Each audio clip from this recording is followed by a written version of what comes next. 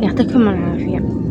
أنا أختكم مريم من قطاع غزة، بنزل كتير فيديوهات ومناشدات وما حدا بيساعدني. إحنا مرميين بالشارع، إحنا ما فيش لنا مأوى. بتمنى منكم وبستحلف لكم بالله تساعدوني، اللي بيقدر يساعدني يتواصل معي عبر حساب الواتساب. إحنا إلنا فترة في الشوارع ومن دون مأوى، يعني تخيلوا إن زيادة عن أسبوعين إحنا مرميين في الشوارع بدون مأوى.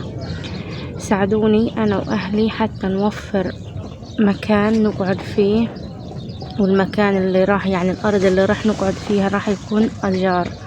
أنا ما معي يعني حق الأجار أقعد في المكان، بتمنى منكم تساعدوني أنا وعائلتي. بالليل أقسم بالله بنسقع، الدنيا سقعة في الليل وإحنا مرميين في الشارع ومحدش حاسس فينا. استحلفكم بالله أن تساعدوني من برد الشتاء، كمان من شدة البرد اللي بنشوفه إحنا في الليل.